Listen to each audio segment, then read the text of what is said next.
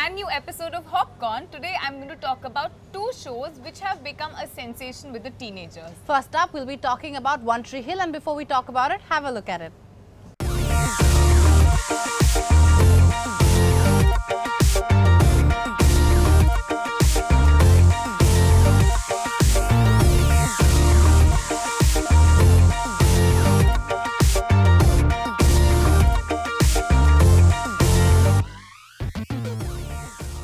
So, Bhavya, I have to be honest with you, I haven't seen One Tree Hill in its entirety.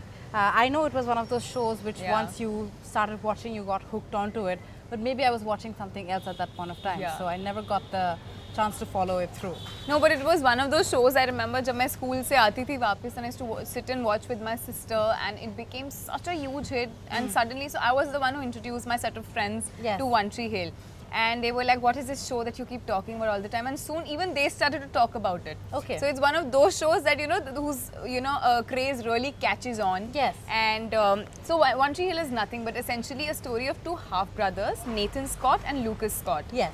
And they have this one very villainous father, Dan, जिसके ऊपर जो scenes बने हैं, जो makers ने बनाए थे, I think वो funniest scenes बने हैं. You remember how there was this very wacky TV show on Indian television where I don't want to name it, but it had the supernatural elements in it, and that show alone was, the culprit. I know Shakalaka Boom Boom. No. There was another show with very recently, and they started to introduce makhis and whatnot as supernatural elements. Similarly, at that time, One Tree Hill had done some really funny things. Like, remember, there was this one scene where the dog ate the heart.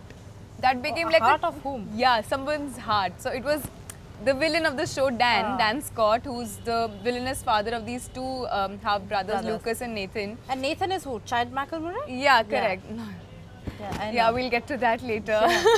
I had the biggest crush on him all my school life. Exactly. Yeah, I knew so did I, and he was also in a Cinderella story, and everybody just went raving about Chad Michael Murray. Yeah, well, let's talk about the wacky father. Correct. Yes. So the wacky father, he has been this villainous figure throughout the show. So there were total 9 seasons, and 9th season में कभी उससे पहले वाले seasons में initially मतलब starting से लेकर end तक the show makers, actually, I read one of their interviews, and they said they wanted to do something really disastrous. They didn't want to redeem him so easily of the things, all the sins that he had committed and done to others. So there has to be some form of ultimate punishment. Ultimate punishment. So they initially brainstormed a lot, the entire team, and pehle to I remember there was this one season जिसमें he was trying to commit suicide, and in fact the knob itself came off.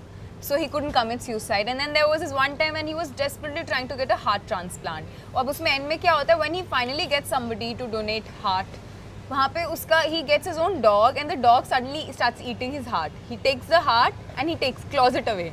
Imagine, that was one of the most, it was, by the way, at that time, the most talked about things in the television history of America ever. It sounds like one of the most callous medical procedures ever, to have a dog near an open heart. Yeah, and that too, in a hospital. Yeah. How do you really get the makers to do that also? Exactly. Anyway, so I mean, Chad Michael Murray and James Lafferty, who plays Nathan Scott, they were these two basketball champions. Okay, so we see how season 1 starts with Chad Michael Murray. He tries to become a part of the school group, and he has just been admitted to the basketball team. He's been taken in by them because that time somehow basketball was a really crazy fad. Yeah, man. Now it's football. Now it's football. Yeah. But at that time, football has always been a fad, but that time specifically in TV shows and movies, basketball was a crazy phenomenon. It was, yes. Yeah. So it was because of his uncle Keith that he finally becomes one of the basketball players, but because of his amazing basketball skills, of course, he rises to the top. And then he's competing with nobody else but, of course, the half-brother, Nathan. So his superiority has been challenged by this new guy who is his new fellow. And of course, as the story unravels itself in the subsequent seasons, we also get to know of their history, which is, of course, the common father that they have. Yes. And I especially love Lucas's mother, She's so sweet, she's so pretty, and she's one of those sweet mothers whom you always turn to for advice, because, of course, he doesn't have a father. He had an absent father all along. So him, and of course the shows, I think the entire meat of the show were these love stories that were happening. Yes. His with Peyton, his with Brooke. And his with Haley. But I'm sure you must have had an idea of all these people. I do have an idea because my friends also grew up watching this, and I don't know, somehow I never got myself to watch this series. Well, now I think it's too old, and it was actually one of the longest running teenage dramas Like on television nine ever. seasons, Yeah, because full-fledged. I mean, Gossip Girl and all started as teenage dramas with like 30-year-olds. I don't know how. True. But then those were like shorter series. But then this series was the longest one. Yeah, but even the writer Mark Schwann, I think one of the mavericks of writers that we have in America, because to really contain your show, not just contain the excitement and of course having your audiences hooked to it, but to also prolong the show for that long, I think that itself was no mean feat. Yeah, exactly. Well, I am probably never going to watch this series because I do not. There are so many I more admire things the to clarity watch with which you say Yeah, it. no, because there's so much more to watch. But then, however, I know that this is a classic. It has gone down as a Absolutely. classic with Yes. lots of people who grew up in the 90s and 2000s. True. And it is always going to be a treasured TV series. Especially the song, It's the 9 theme long song. series, Absolutely. right? Yeah, Especially and the theme song. yeah. Gavin DeGraw's I Don't Want to Be Anything. Yeah. I think it just still plays in my head every time I think of the show. So, Yeah. So theme song was great, and I think even like big basketball players had also given like a little bit of a cameo in One Tree Hill, Absolutely. right? Some of the players were actual basketball players. actual basketball players who were in the NBA, and it was great. I So mean, the show dealt with teenage pregnancy, teenage marriage, love Single stories, motherhood. single mothers, cancer, host of other issues. Yeah. But yeah, all in all, I think it was really thoroughly entertaining. Yeah. Well, I would highly recommend this show to everyone who loves melodrama. well, we have more melodrama coming up, but right after a short break.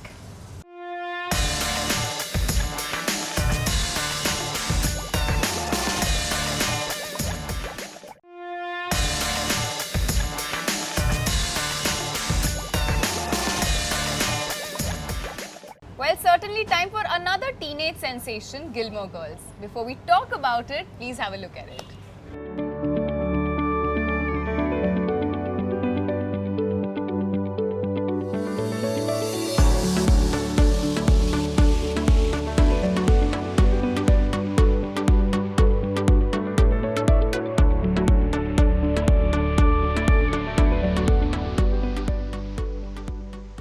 Well, Gilmore Girls went on for 7 long years. Yes. Yes, and it was started. It's directed by Amy Sherman Palladino. Yeah. and She's so popular for all her American ventures, and she's a great director, to be honest. And I mean, I loved her work. Gilmore Girls is one of those sweet little TV series that you just can watch. And Like, you it's see one that of those- mother-daughter bond also, which Exactly. I fell for actually. So yeah, well, Amy Sherman Palladino has created some of the greatest television. I think she's been the mastermind behind so many of these American shows. Yeah. And she's undeniably great at it. Yeah, she is. She's doing very well. And well, however, there were for the first 6 years, from 2000 to 2006, she was directing Gilmore Girls. And this was coming on, this was a Warner Brothers property. Correct, yes, Right? yes. And then in 2007, the last season which came out of Gilmore Girls was not directed by her because she had a fallout with the channel heads. Yes.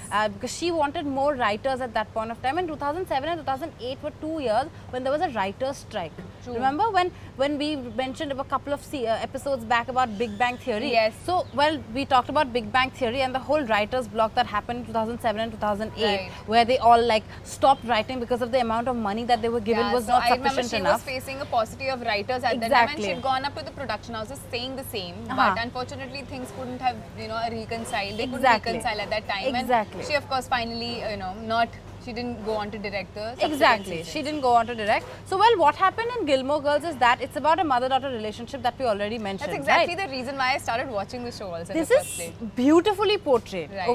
over the series, because you know the mother, she's a single mother who's raising Alexis Bledel, right? And that's Rory Gilmore. Rory because the Gilmore. mother is Laurelie Gilmore. And we also have Vilo Ventimiglia in this, who's the Jack, who plays Jack in This Is Yes, Us. So from I this, was yeah. really, so I actually started watching it not chronologically. Oh, you and should watch it hodgepodge. Yeah. Okay. So I just saw this face here, and then I see him in the lead in This Is All. I'm like, oh God, he's such a fine actor. I'm so glad that that has been the transition. So, like I mentioned, Alexis Bledel, this was her first ever acting stint. Oh. When after that she went on to becoming one of the greatest, one of the characters in Sisterhood of the Traveling Pants. She's also one of the highest paid actors. Exactly, she's one of the highest paid actors. So it was a beautifully made series, Gilmore Girls. However, of course, there were differences in production and so on and so forth. That's why it couldn't go on for longer than after 2007. But again, Amy Sherman Palladino, she came up and she said that I'm going to come up with a mini series. So in about a couple of years ago on Netflix, she came out with Gilmore Girls: A Year in Their Lives for 4 episodes. This was like a revival. Yeah, it was like a revival and a tribute to the entire season of series of Gilmore Girls. It's like sitting and watching young Sheldon after watching Big Bang Theory. Exactly. And she also went to one of the greatest songwriters, Sam Phillips, to write the song for this entire series. But पता है मुझे इस show में best बात तो यही लगती है कि जैसे मैंने कहा था कि it's because of the mother-daughter duo that I actually started watching the show. पर अगर आप एक्चुअली में भी सोचो ना तो हमारे स्पेशली इंडियन कल्चर में तो ऐसा कुछ दिखाई नहीं जा रहा है इंडियन सीन में nothing like that I don't know why are women pitted against each other I don't know you know, you watch a Saas Bahu serial or watch anything, women are always put in dichotomous situations. Even in the love stories, there's always a triangle happening where 2 women are fighting for the same man or the same job that they're fighting for. So I don't understand why. Why can't we explore the beautiful friendships that we have, mother, daughter? Yeah, and you know, this is why a lot of people outside, I mean, by people I mean mostly men, have the advantage of saying, well, female relationships are flawed. Yeah. You know, because female friendships are also always flawed because they never have their backs or something like that. But I completely disagree. Shallow statement exactly. I have heard, yeah, no, I've heard this all my life. So I'm just like, so the thing is, when you get used to stereotypes, what do? You can only address them to a certain point. After that, you just stop caring about it. So that's setting the base for this plot. I think it was a great move on the makers' However, part. what we have to see is the different nuances between different relationships that are there in this series. Because see, now Alexis and her mother Lauren, Lauren's character, they have a great relationship. However, she doesn't have a great relationship with her own mother because her parents come from this elitist Christian background where they're just orthodox and very, you know, every evening they're going to go to the club wearing whites and, you know, play tennis and all. That's the kind of life that they live. Kind of exactly, log kya kahenge kind of people. And their daughter is a single mother who's raising another child, Rory, and it's a very it's a mixed bag of emotions. It also it delves into relationships, romance, family, class issues, living in the suburbs. So it's, suburbs, talking about class suburbs. Divide, of course. Exactly. It's set in this fictional town called Stars Hollow in Connecticut. And this entire Stars Hollow, exactly. I'd love to live here. Yeah, Stars Hollow, you can hear from the tone of it that you know it's a fictional place. Exactly. Yeah. So this idea came to Amy Sherman Palladino from one of her road trips that she had taken in America. So she was traveling through Connecticut or something, and then she stopped at a diner to see that, you know, what are the kind of people that are there. Because, you know, when you go to a place, you see the people there first, right?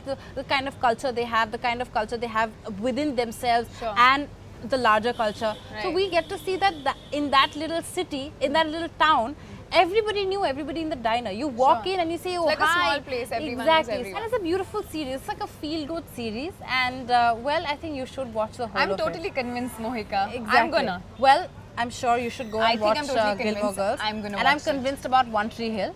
Well, you guys should go and watch these 2 series if you haven't. Well, we have a very special segment coming up, but right after a short break.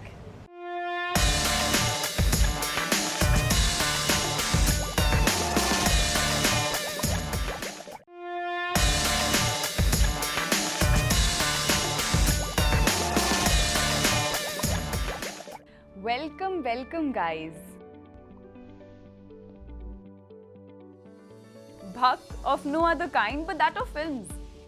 और ऐसे ही film भक्त के बारे में मैं आज बात करूंगी.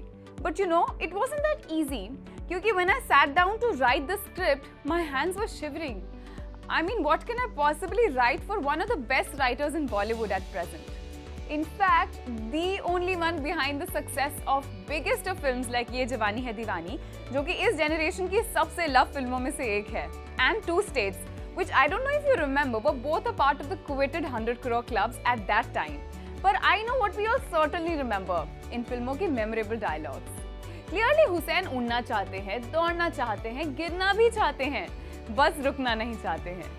शायद यही रीजन है कि as of today Dalal has written dialogues for Dishoom, Sanam Re, हाल ही में रिलीज हुई फिल्में Karwaan, Kalank, and have also single-handedly written a gentleman, Hichki, and one of the most talked about upcoming trilogies starring Ranbir Kapoor and Alia Bhatt, Brahmastra. Upcoming film Mental है क्या, starring two of the finest actors Rajkumar Rao and Kangana Ranaut, is also helmed by none other than Dalal. Apart from another big one, Saho, starring south के superstar Prabhas with अपनी बॉलीवुड स्त्री श्रद्धा कपूर.